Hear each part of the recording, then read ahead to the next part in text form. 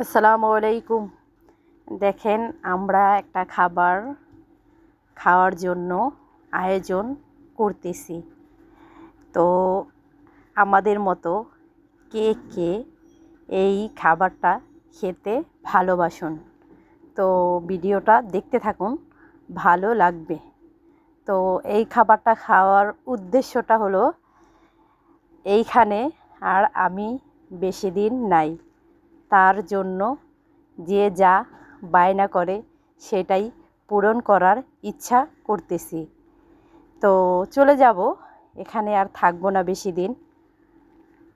তার জন্য যে যা বলতেছে সবাই একসাথে অনেক অনেক দিন চলাফেরা করলাম।